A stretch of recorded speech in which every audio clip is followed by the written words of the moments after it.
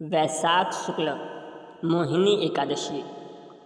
ॐ शान्ताकारं भुजगशयनं पद्मनाभं सुरेशं विश्वाधारं गगनसदृशं मेघवर्णं शुभागमयं लक्ष्मीकान्तं कमलनयनं योगविद्यानगमयं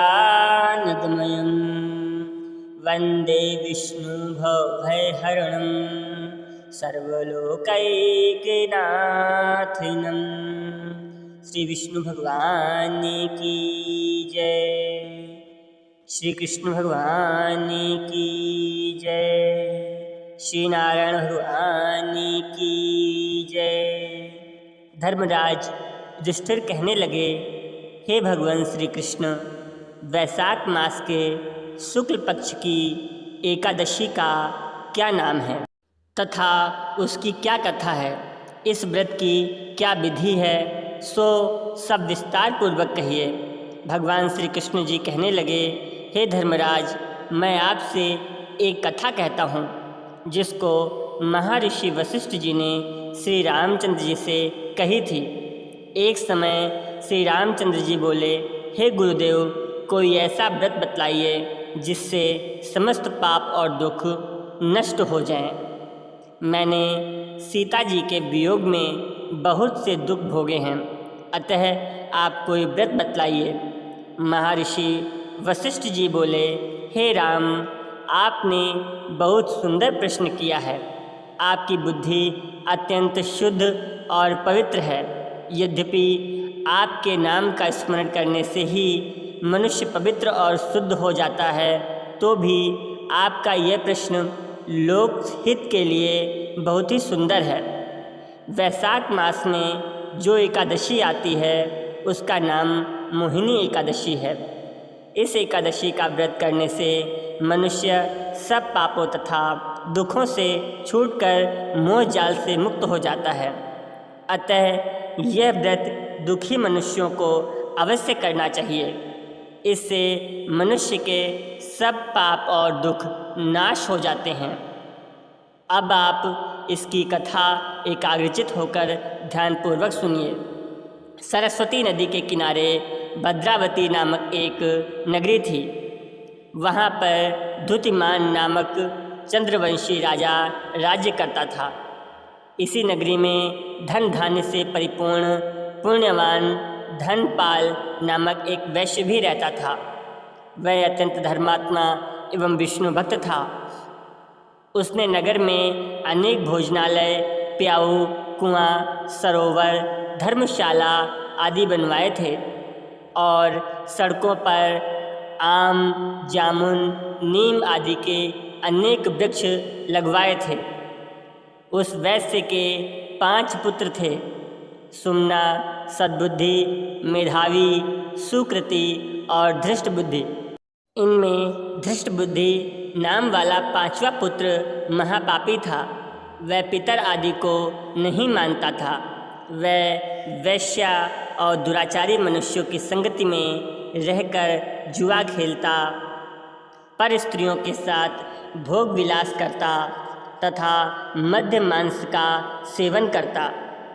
इनके अतिरिक्त अन्य अनेक कुकर्मों में भी वह अपने पिता के धन को नष्ट करता था। वैश्याओं के साथ उनके गले में हाथ डालकर फिरता रहता था। इन्हीं कारणों से उसके पिता, भाइयों तथा कुटुंबियों ने उसको घर से निकाल दिया था और उसकी निंदा करने लगे थे।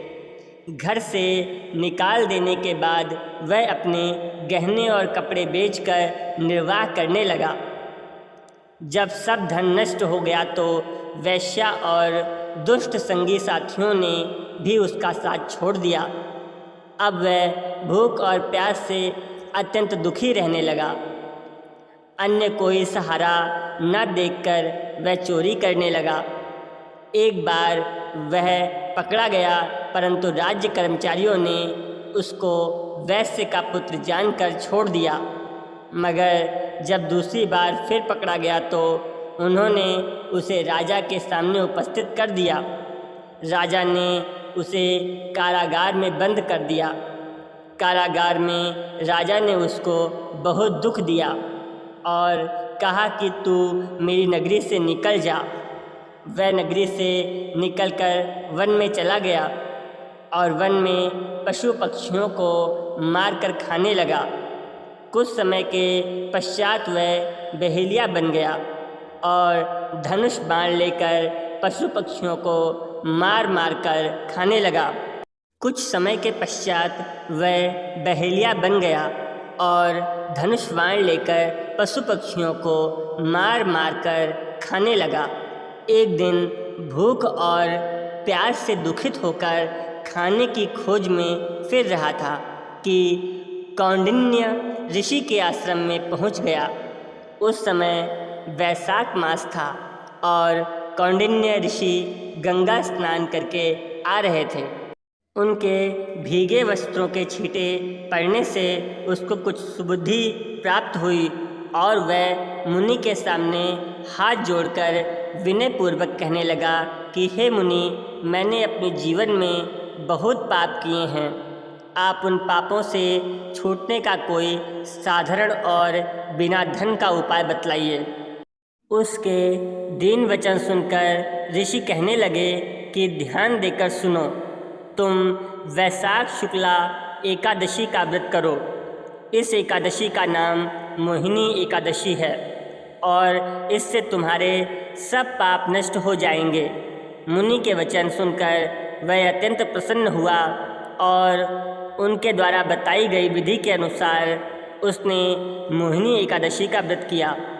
हे राम, इस व्रत के प्रभाव से उसके सब पाप नष्ट हो गए और अंत में वह गरुड़ पर चढ़कर विष्णु लोक को गया।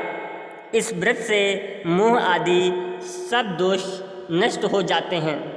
संसार में इस व्रत से श्रेष्ठ अन्य कोई व्रत नहीं है। इसके महात्म्य को पढ़ने अथवा सुनने या किसी दूसरे को सुनाने से 1000 गौदान का फल प्राप्त होता है। बोलो श्री विष्णु भगवान की जय। फलाहार। इस दिन गौमूत्र का आचमन सागार के रूप में लेना चाहिए। व्रत में दूध की बनी मिठाई या पदार्थ तथा सभी प्रकार के फल लिए जा सकते हैं। बोलो श्री नारायण भगवान की जय। श्री कृष्ण भगवान की जय। श्री विष्णु भगवान की जय।